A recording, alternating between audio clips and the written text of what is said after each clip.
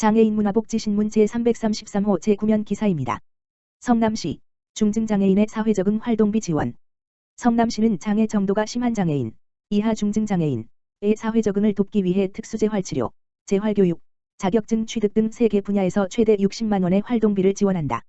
대상 사업인 언어, 심리, 청각치료 등 특수재활치료 피아노, 미술, 수영 등 재활교육 운전면허, 안마사 등 자격증 취득 분야에서 학원에 다니는 등의 활동을 하면 비용 일부를 지원하는 방식이다. 활동비는 월 10만 원 한도에서 최장 6개월간 지급한다. 지원 대상은 기준 중위소득 52% 이내, 1인 가구 기준 101만 1,302원의 중증장애인, 기존 1 물결표 쌓인 3급 장애인, 이다. 대상자는 오는 5월 6일까지 주소지 동행정복지센터에서 신청하면 된다. 현재 성남시 중증장애인은 1만 3,694명으로 전체 장애인 3만 6,097명의 37.9%를 차지한다. 성남시는 중증장애인을 지원하기 위해 자립생활센터 3곳과 자립지원 체험홈 2곳 운영, 장애인 택시바우처 지원 등 다양한 사업을 추진 중이다. 성남시 공익활동지원센터 개소 시민자발적 공익활동 촉진. 시민사회의 공익활동을 돕기 위한 성남시 공익활동지원센터가 4월 27일 문을 열었다. 성남시는 이날 오후 2시 수정구 태평로 185대동 빌딩 3층에서 은수미 성남시장 등 50여 명이 참석한 가운데 공익활동지원센터 개소식을 했다. 공익활동지원센터는 시민의 자발적인 공익활동을 촉진하고 상시 소통을 위해 시가 운영하는 중간지원 조직이다.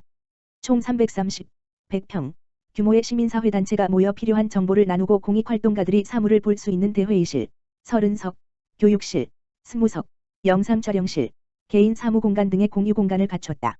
직원 4명이 상주해 새내기 공익활동가와 시민사회단체 지원, 네트워크 업무 등을 수행한다. 대여용 스틸 천막 5개, 접이식 의자 25개, 이동식 프로젝터 스크린 앰프 각 1개씩을 비치해 시민사회단체가 공익활동과 관련해 요청하면 빌려준다. 센터 내 공유공간 개방 시간은 평일 오전 9시부터 오후 9시까지, 토요일 오전 10시부터 오후 5시까지다. 공익활동과 관련된 업무를 하고자 하는 성남시민은 무료로 이용할 수 있다. 은수미 성남시장은 민의를 대변하는 시민사회의 정책 참여는 행정과 민간에서 해결하기 어려운 복잡한 사회 공공의 문제를 해결하는 방안으로 부상하고 있다면서 공익활동지원센터가 공익활동 촉진자로서 그 역할을 해달라고 말했다. 성남시는 지난해 9월 13일 시민사회 발전과 공익활동 증진에 관한 조례를 제정한 데 이어 지난 4월 13일 관련 정책을 심의 조정하는 시민사회위원회 위원 20명을 위촉해 운영 중이다. 성남시 올 하반기 지역공동체 일자리 180원 지명 모집. 성남시는 오는 5월 2일부터 11일까지 올 하반기 지역공동체 일자리 사업 참여 희망자 180명을 모집한다. 참여자는 오는 7월 1일부터 10월 31일까지 4개월간 탄천 습지 생태원 관리와 생물서 식처 조성, 낙엽 퇴비화 사업과 성남시민농원 조성, 마을 텃밭꽃길 화단 조성 등 29개 분야에서 일하게 된다. 만 18 물결표 쌓인 64세는 주 30시간, 하루 6시간, 근로에 일당 54,960원을 받는 조건이다. 65세 이상은 주 15시간, 하루 3시간, 일하고 일당 27,480원을 받게 된다. 공통으로 하루 5,000원의 부대 경비를 지급하고 4대 의무보험이 가입된다. 지역공동체 일자리 사업 참여 자격은 사업 개시일 7.1. 현재 만 18세 이상의 근로 능력자이면서 가구소득이 기준 중위소득 65% 이하, 1인 가구는 120%, 재산 4억 원 이하인 성남시민이다.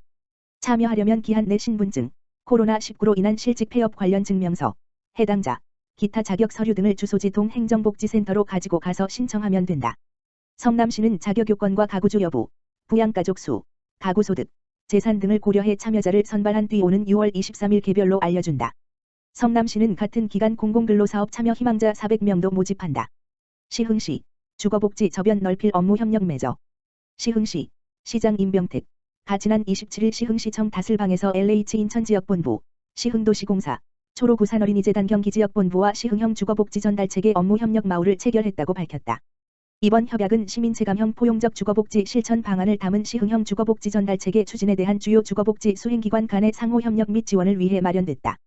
협약식에는 임병택 시흥시장과 박봉규 LH 인천지역본부 본부장, 정동선 시흥도시공사 사장, 초록우산어린이재단 경기아동공호센터 이선 소장 및 각 기관 관계자 등 10여 명이 참석했다.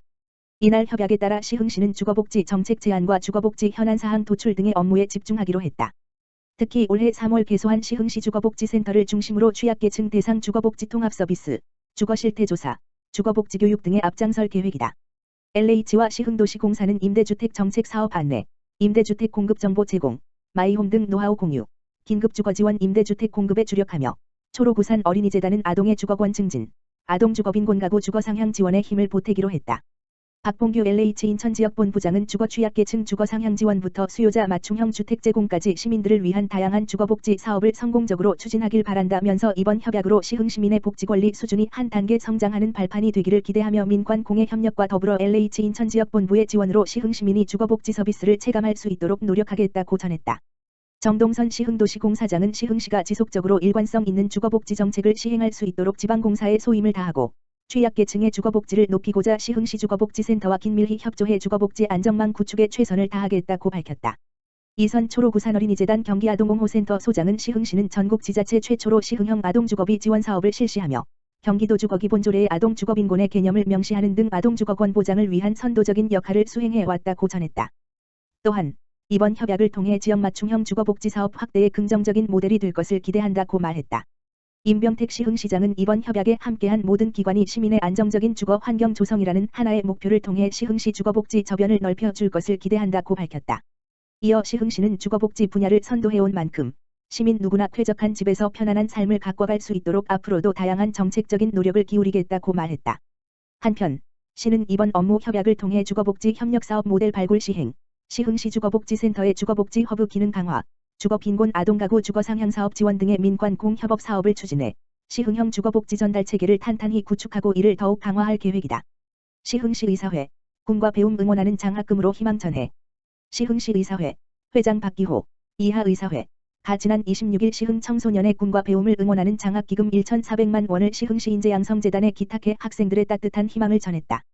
시흥시청에서 열린 기탁식에는 재단 이사장, 의사회 박기호 회장, 의사회 장학위원 권선옥 위원장 등 재단 및 의사회 주요 임원이 참석했다.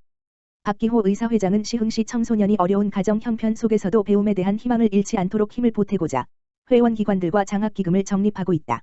이번에 재단과의 협력을 계기로 의사회 장학금이 꼭 필요한 학생에게 지원될 수 있도록 지역에 많은 홍보가 됐으면 한다며 기탁 의사를 밝혔다. 재단 이사장은 청소년을 위한 소중한 장학기금과 지난 33년간 펼쳐주신 여러 공헌 활동에 감사드린다. 의사회의 선행을 이어나갈 수 있는 건강한 인재를 양성할 수 있도록 재단에서 더욱 노력하겠다고 전했다. 시흥시 의사회는 시흥 시민의 건강 증진을 목표로 1989년 창립된 이래 지역 유관기관과의 협조를 통해 의료윤리, 의료자율지도 및 의료개혁 추진, 소외계층을 위한 통합 돌봄 등을 적극 지원하고 있다. 특히 지난해 청소년의 안전하고 행복한 오늘을 응원하고자 자체 장학위원회를 조직해 활발한 운영을 펼치고 있다. 재단은 이번 시흥시 의사회의 지정기탁 장학금으로 시흥시 무한돌봄센터 및 관내 복지기관을 통해 15명의 장학생을 선발해 장학금을 지급할 예정이다.